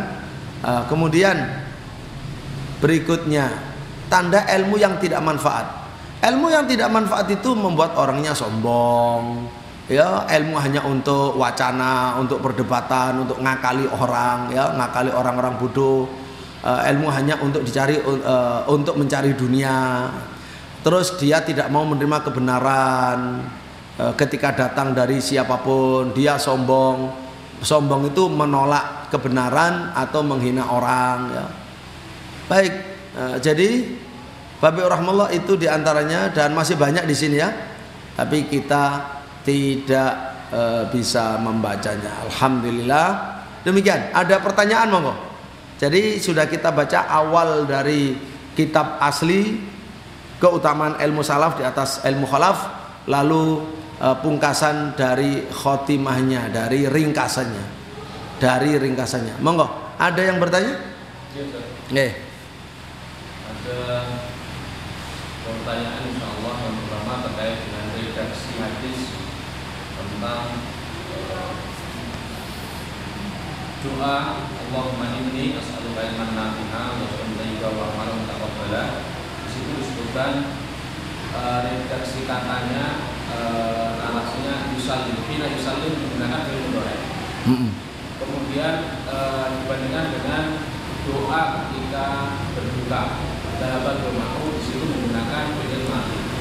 Dan terkait dengan doa berbuka ini, ada yang menerangkan bahwa doa itu dipanjatkan sebelum berbuka. Kemudian ada yang mengatakan lebih keras lagi, ini nggak masuk akal karena redaksinya itu fi'il madhi, artinya setelah berbuka baru berdoa, kan begitu, sahabat bermakmum dan seterusnya. Itu cara memahaminya bagaimana. Itu yang pertama. Kemudian yang kedua, beberapa hari yang lalu ada yang menghubungi saya, kemudian dia menyampaikan, Ustaz, anak saya umur 3 tahun itu kok bisa membaca tanpa belajar sebelumnya. Nah, apakah ini termasuk keanehan bagi anak saya atau bagaimana? Kemudian beliaunya mengirimkan video kepada saya. Ternyata betul, anak 3 tahun sudah bisa membaca, Ustaz. Bagus sekali bacaannya. Apakah ini merupakan ilham yang Allah berikan langsung kepada anak tersebut atau bagaimana? Baik, barakallahu fikum. Kalau tadi ada redaksi hina yusallim, ini redaksi lain. Sama, an Ummi Salamah radhiyallahu anha anna Rasulullah sallallahu alaihi wasallam kana idza shalla subha qala. Jadi kan ini mati juga. Artinya fleksibel. Doa ini dibaca setelah selesai sholat subuh. Seandainya karena seneng doa ini dibaca waktu subuh sebelum salam, boleh. Terus dibaca lagi setelah sholat ya boleh, dibaca lagi sebelum bekerja ya boleh, ya, enggak masalah. Doa itu sesuai dengan kebutuhan, ya. Jadi kapan saja, berapa saja itu enggak masalah. Tapi kalau ini soal zikir yang warid gitu, ya, misalkan subuh, sobah, waktu pagi, ya dibaca bilangannya, bacaannya seperti yang diajarkan Nabi. Setelah itu selesai paket dari Nabi, kita masih butuh, boleh diulangi berapa kali sesuai dengan kebutuhan pribadi-pribadi, ya. Jadi begitu. Kemudian untuk doa berbuka, ada doa berbuka memang dibaca sebelum makan, ada yang setelah makan. Secara umum semua doa sebelum makan itu doa juga sebelum berbuka. Bismillah, ya. Allahumma barik li fihi wa atimna khairan minhu, itu juga bisa dimakan. Ya Allah, berkahi makanan ini, berikan saya lebih baik lagi.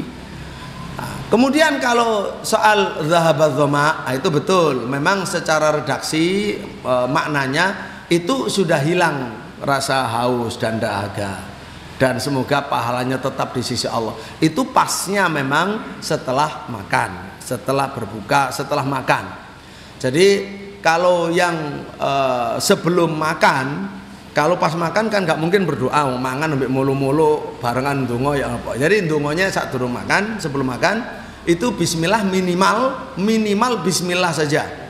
Ya, bismillah, boleh juga bismillahirrahmanirrahim, boleh ditambahi doa-doa yang lain yang selama ini dikenal sebagai doa makan.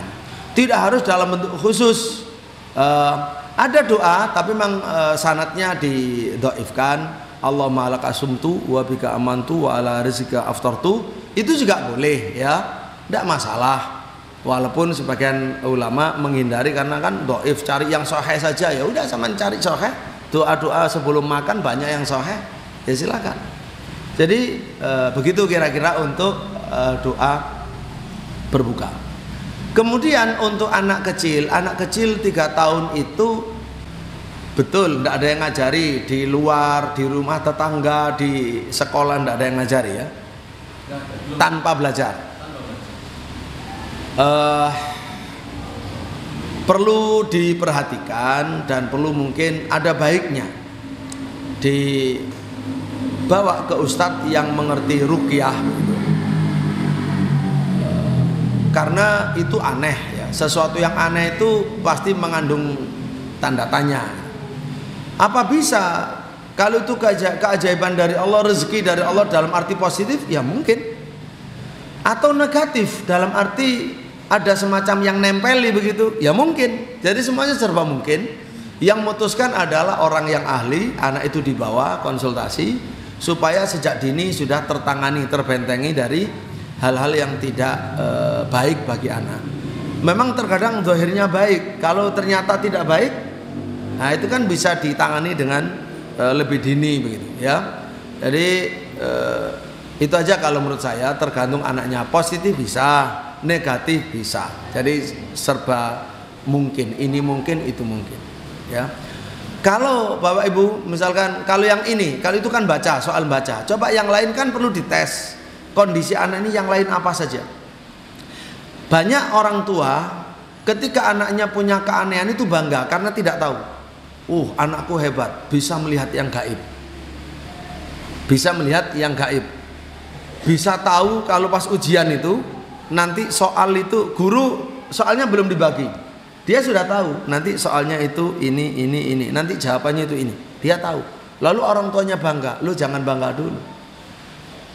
Itu kalau ada yang nempeli, setan nempeli kan buruk.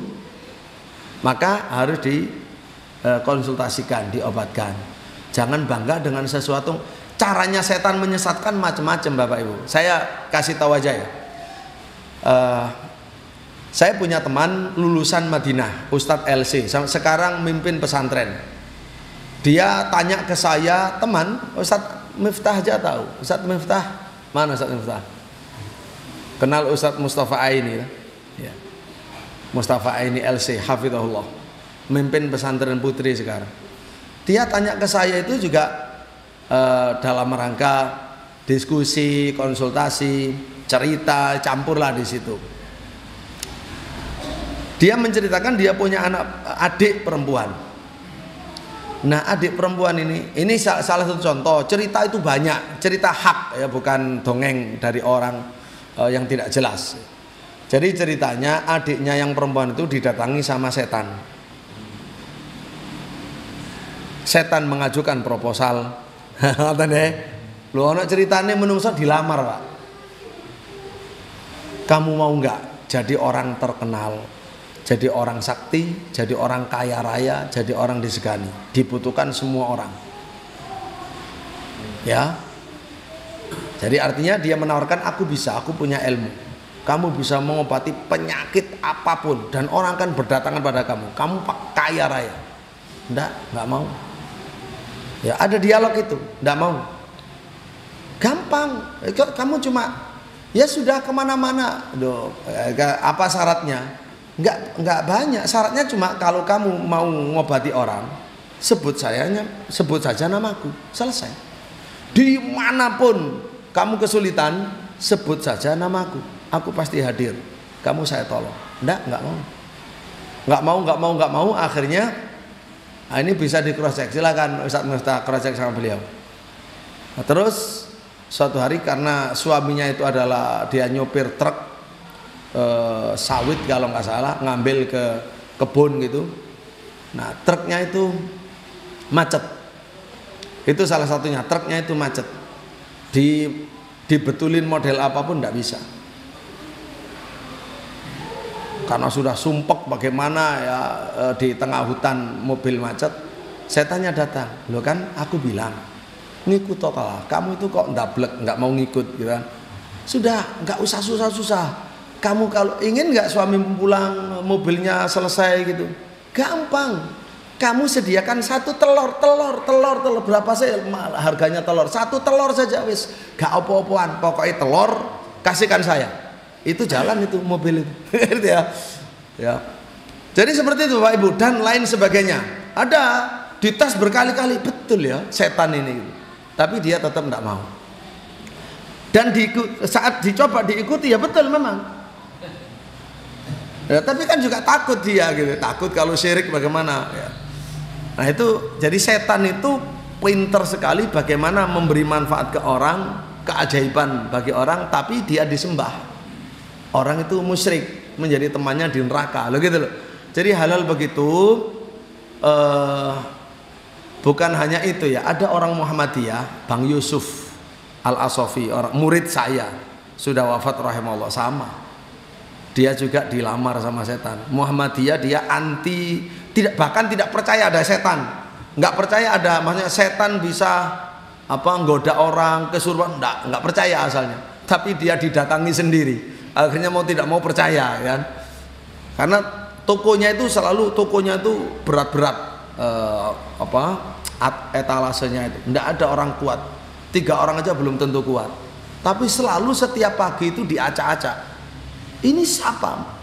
Terkunci, mustahil manusia. 1 dikunci, 2 berat. Terus-terusan ya dia percaya kalau setan paling ini. Kalau kamu ada setan, ya temui saya tepat jam 12 malam. Terserah kamu tandanya apa. Itu disebar gitu Pak. Ini hak Muhammadiyah, nggak percaya setan asali, oke? Akhirnya betul pas jam 12 malam lampunya dimatikan sama setan. Pet gitu kan. Langsung dia melihat alam yang lain. Cerita langsung ke saya, cerita bagaimana dia itu pengalaman ketemu setan, ditawari setan dan seterusnya. Dilihat itu ini nggak siang, nggak malam, banyak anak kecil main layangan, ibu-ibu cangkruk, macam-macam. Seperti masyarakat, itu masyarakat jin. Terus dia tanya sama sama pimpinannya itu. Dia bilang gini, kan dia jualan emas. Jualan emas, bukan jualan. Dia itu jualan peralatannya orang jahit. Tapi ada orang yang, atau mungkin 2 kali dia itu tokonya. Dia itu ada orang beli emasnya jatuh, kelunting begitu. ali-alinya jatuh. Dicari tidak ada. Ini tekel bersih Pak, di apa-apakan tidak ada. Itu sudah lama peristiwanya. Dia bilang, dulu pernah di tokoku itu ada orang emasnya, cincinnya jatuh. Itu kemana? Saya sembunyikan, katanya jinnya. Di mana? Di bawahnya tekel. Kamu gali tekel itu. Digali ada betul, katanya. Sama, ditawari macam-macam, kamu mau? Ya, kamu jadi orang sakti di datang, enggak mau. Bapak Ibu, jadi setan itu zaman sekarang ya, itu luar biasa, juga pinter sales gitu kan, pinter nyari orang yang disesatkan supaya diajak masuk neraka bareng-bareng. Nah, kita khawatirkan ada kemungkinan ini, maka datang ke orang yang ahli, ke ustadz yang ngerti gitu. Dan lain sebagainya. Banyak, kalau cerita nyata banyak ya. Cerita nyata, bukan dongeng yang tidak jeluntrungan asal muasalnya ya. Baik, monggo. Sudah tadi ya 2 pertanyaan. Terakhir sebelum kita sholat syuruk, sampun. Nggih, terakhir monggo. Kan kalau ilmu itu kan sesuai perkembangan zaman, sekarang itu kan sudah bisa untuk menghitung dengan tepat, bahkan itu astronomi dan lain sebagainya. Ini sekali lagi kaitannya dengan ilmu hisab dan dengan ilmu hisab tentang penentuan awal Ramadan, bagaimana yang selama ini berkembang ada itu kan ilmu hisab sekarang kan dikatakan sudah tepat karena bisa untuk menghitung waktu dengan tepat. Contohnya misalnya kalau untuk menghitung gerhana ajan tepat gitulah. Ya, terus sehingga untuk dipakai untuk menetapkan bulan awal bulan. Jadi begini, Bapak Ibu rahimakumullah. Apa yang ada di dalam Islam itu sudah cukup. Petunjuk-petunjuk Allah dan Rasul untuk ibadah itu sudah cukup sebenarnya ya. Artinya yang sudah ada itu tidak boleh diganti dengan apapun. Untuk menetapkan Ramadan dengan ru'yah itu memang dari Nabi begitu. Nah, pertanyaannya bagaimana dengan ilmu falak? Begini, ilmu falak itu berkembang memang menjadi ilmu presisi, ilmu yang pas gitu ya. Termasuk menghitung nanti hari ini posisi matahari di mana, posisi rembulan di mana, kanannya kirinya berapa derajat, itu ilmu masya Allah luar biasa sebagai ilmu bintang. Nah, tapi kalau itu murni digunakan untuk menetapkan ibadah, nah, itu tidak punya cantolan dalam hadis maupun dalam fikih. Saman baca semua kitab fikih. Kalau dalam mazhab Syafi'i ya jelas sekali, orang-orang ahli falak yang bisa menghitung itu hanya berlaku untuk dirinya. Ketika tidak bisa melihat tanda yang diberikan oleh Allah dan Rasul, masing-masing nyari tanda sendiri, dan yang ahli hisab itu hanya untuk dirinya begitu ya. Itu di kitab fikih begitu. Nah, caranya adalah ilmu falak itu menjadi bekal bagi orang yang mau melihat hilal. Dia akan menuntun orang yang melihat hilal itu, ini bisa dilihat apa tidak bisa dilihat, posisi di sebelah mana ya.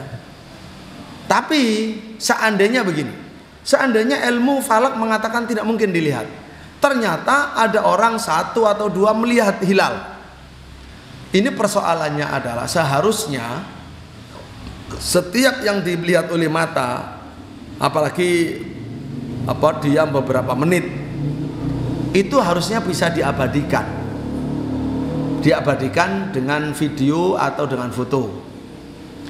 Kalau bisa diabadikan dengan video foto, itu bisa mengoreksi ilmu falak, berarti ilmu falak salah gitu ya. Tapi persoalannya sampai sekarang ini PR, orang yang ilmu falak mengatakan tidak mungkin dilihat, tapi selalu di lapangan ada orang saya melihat tapi tidak ada fotonya gitu. Jadi antara mensinkronkan antara bukti sudah melihat hilal lalu dengan pembuktian dengan foto atau di video, ini belum lengkap, sehingga masih terjadi gesekan. Itu pertama, itu PR. Yang kedua, bagaimana supaya kita ini puasa bisa bareng, hari rayanya bareng. Ada solusi yang bisa diterima, ada cantolannya. Apa itu? Ru'yah global. Jadi siapapun kalau mengusung ilmu falak itu bukan menjadi tanggalan kerja, tapi tanggalan ibadah. Sekali lagi untuk ibadah, itu agak berat. agak berat, tidak punya cantolan, terlalu maksa. Nah kalau mau silahkan bergeser. Yang punya cantolannya itu adalah ru'yah global, ru'yat wahdatur ru'yah. Artinya kita tidak terpaku dengan orang Indonesia melihat di Indonesia. Enggak. Semua negara yang harinya sama, tanggalnya sama, malamnya sama, siangnya sama, hanya beda 1 jam, 2 jam, 3 jam, 4 jam, ya, bahkan 5 jam, itu harusnya puasanya sama, hari rayanya sama. Melalui namanya ru'yah global, kita melihat hilal ternyata nggak terlihat, kita tunggu beritanya jam 8, jam 9 negara mana, jam 10 negara mana, jam 11 negara mana. Ketika melihat, oh sekarang kita jam 11 di sini, Mekah sudah resmi mengumumkan besok puasa karena sudah ada isbat ru'yah hilal. Lu kan juga bisa, silakan. Yang digaungkan bukan falaknya tapi ru'yat globalnya, itu punya cantolan fikih. Dan itu kuat, mayoritas ulama yang mengatakan begitu caranya. Nah, artinya nggak boleh saling bertentangan, saling bermusuhan antara ilmu falak dan ru'yat, tapi harus saling tolong menolong, saling menguatkan, khususnya ru'yat global. Dan saya yakin sebentar lagi akan digulirkan ru'yat global di Indonesia, insya Allah. Dalam ya digulirkan itu kan digulirkan secara wacana, melalui kajian, diskusi, muktamar gitu loh. Kayak seperti koreksi waktu subuh kan begitu, prosesnya kan lama. Ya, tahun 2009 kita ngawali terus, akhirnya Malaysia mundur, kemudian ada majelis tarjih juga mundur dan seterusnya. Ada proses lah yang mengenalkan. Jadi harus tahu cantolannya, kalau enggak bertentangan dengan hadis semuanya repot. Ya, di Bulughul Maram yang tadi malam itu kita baca beberapa hadis awal, itu cantolannya ru'yah. Kalau cantolan hisab enggak ada, gitu ya. Begitu. Jadi perlu cantolan. Nah, hisab ru'yah itu ada ru'yah lokal, ru'yah nasional, ru'yah regional, ru'yah global. Ya, itu aja yang dikuatkan. Maka bagus gitu. Jadi intinya ilmu yang dikembangkan tidak boleh kita saling, semangatnya bukan saling menjatuhkan, menyalahkan dan berpecah belah, bukan. Udah saling membangun, saling mencintai, saling bekerja sama dalam hal yang baik. Kalau selama pemerintah mengizinkan, karena yang bertanggung jawab kan pemerintah, ya sudah, kan pemerintah mengizinkan. Ya kita rakyat nggak usah ribut lah, belajar untuk bisa memaklumi gitu. Sambil ilmunya terus dijalankan. Ya diskusi terus dilakukan. Demikian, barakallahu fikum. Karena sumu li ru'yatihi wa aftiru li ru'yatihi tidak pernah dibatasi oleh Nabi. Kamu berpuasalah ketika sudah ada yang ru'yah. Orang mana ya Rasulullah? Rasul enggak menentukan. Mau orang kota kamu, orang lain, yang penting kamu dapat beritanya di waktu yang masih berguna untuk puasa besok. Nah, itu yang lebih cocok dengan semangat zaman sekarang, teknologi canggih dan sesuai dengan risalah Islam yang universal, ya, yang tidak pecah belah, yang universal. Barakallahu fikum. Nggih. Tentang doa Allahumma inni as'aluka ilman nafi'a wa rizqan thayyiban wa amalan mutaqabbala. Di situ disebutkan redaksi katanya, narasinya yusallim. Hina yusallim menggunakan fi'il mudhari'. Kemudian dibandingkan dengan doa ketika berbuka, dhahaban doma'u, di situ menggunakan fi'il madhi. Nah, terkait dengan doa berbuka ini, ada yang menerangkan bahwa doa itu dipanjatkan sebelum berbuka. Kemudian ada yang mengatakan lebih keras lagi, ini nggak masuk akal karena redaksinya itu fi'il madhi, artinya setelah berbuka baru berdoa, kan begitu, dhahaban doma'u dan seterusnya. Itu cara memahaminya bagaimana, itu yang pertama. Kemudian yang kedua, beberapa hari yang lalu itu ada yang menghubungi saya.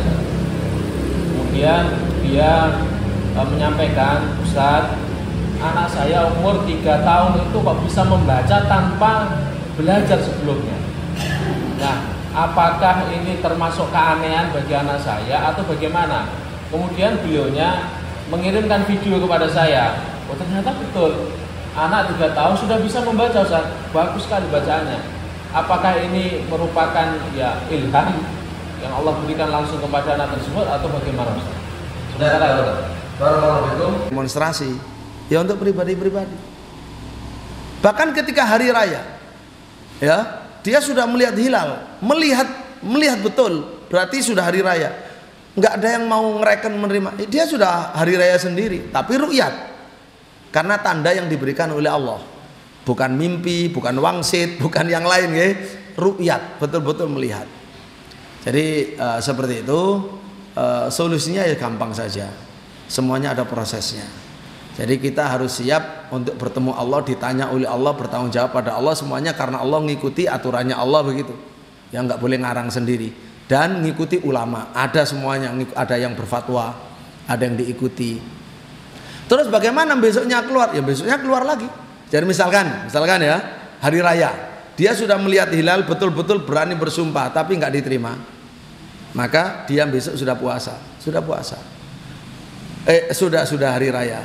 Besoknya orang-orang dia ikut lagi, bukan musuhan gitu ya. Jadi itulah namanya antara menjalankan yang benar menurut dia, ada dalilnya, dengan persatuan umat itu tetap dijaga. Sama dengan tadi malam ketika ditanya, kita tahu ini belum waktunya sholat subuh, kok orang sudah qomat, ya sudah saya ikut. Sebagai sholat sunnah kita bersatu. Tapi nanti waktunya saya tahu ini waktunya baru masuk, ya baru saya sholat sendiri. Itu pun di rumah, bukan mentang-mentang. Jadi itulah bagaimana kita kepada Allah baik, mengikuti aturannya, kepada manusia juga baik, mengikuti aturannya, menjaga dua-duanya dijaga. Itu cara yang terbaik insya Allah demikian. Dan dakwahnya pun bukan untuk menyalahkan orang, apalagi orang banyak. Ya orang banyak tidak disalahkan. Apalagi memang sudah lama, ya nggak usah terlalu biasa, ilmu aja yang digulirkan. Masjid ketika kiblatnya salah, itu awalnya ya geger semua, ya kan? Dulu pernah geger, MUI aja geger, dengan Kemenak juga geger. Akhirnya sekarang sudah menerima semua. Iya, sudah ilmu gimana? Kalau sudah jadi ilmu ya pasti itu yang menang, pasti ilmu itu yang menang. Dan umat Islam ya pasti semua menghargai ilmu, tapi butuh proses. Butuh proses untuk bisa menerimanya gitu. Barakallahu fikum. Jadi sekarang tidak perlu geger, walaupun suami istri saoma, situ ini Muhammadiyah, situ ini NU misalnya kan ya. Sing Muhammadiyah poso Senin, sing NU poso Selasa, ya wis rukun ae gak apa-apa wis ya. Itu fakta sekarang. Dulu nggak bisa, mustahil begitu, Pak. Nah, itu bukan berarti tanpa itu masalah, tetapi tidak perlu geger. Sambil terus digulirkan bagaimana enaknya ilmu, bagaimana cara menyatukan, itu akan lahir nanti orang-orang yang berpikir lalu sampai ke keputusan. Ini ya itulah kira-kira geger dalam hal itu tidak perlu, sehingga riyo dhisik ya wis jano, riyo besok ya biasa, ya saling menghargai. Sambil usaha para pemikir, para ulama untuk diskusi terus sampai ada keputusan yang terbaik sehingga mempersatukan. Karena yang bertanggung jawab memang mempersatukan itu ya dalam pelaksanaannya ya umara. Kalau ulama sudah sepakat yang benar ini tapi nggak dijadikan putusan oleh politik, ya kan percuma, nggak bisa. Ya tetap masing-masing akhirnya. Jadi bertanggung jawab itu nanti ditanya oleh Allah ya pemerintah. Pemerintah itu yang kewajibannya mempersatukan, mengikuti yang terbaik. Begitu. Barakallahu fikum. Bapak Ibu, alhamdulillah tidak terasa ya alhamdulillah sudah lewat banyak, bonusnya sudah banyak, semoga jadi ilmu manfaat. Dengan demikian saya ijazahkan kitab ini, silakan dicari terjemahnya, insya Allah ada. Dan mana hadiah untuk takmir masjid? Sudah diambil belum? Nah, monggo Pak. Jadi kita ijazahkan kepada semua yang hadir secara khusus untuk meriwayatkan kitab ini. Dicari aja terjemahnya biar paham semua. Monggo yang mewakili masjid Ini oh iya. Ini kitab yang dikaji pagi hari ini. Kalau ini kitab yang bersanad ke Syekh bin Bas, ini akan dikaji juga online di Al-Um. Bisa diikuti. Bismillah. Datang, amit. Ngirik. Ah. Ya.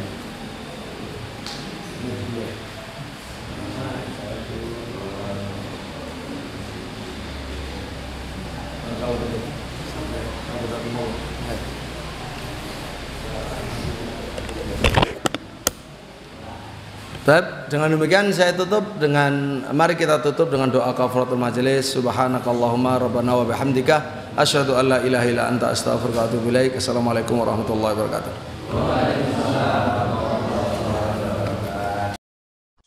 Al-Um TV, Samudra Ilmu, Selaksa Hikmah.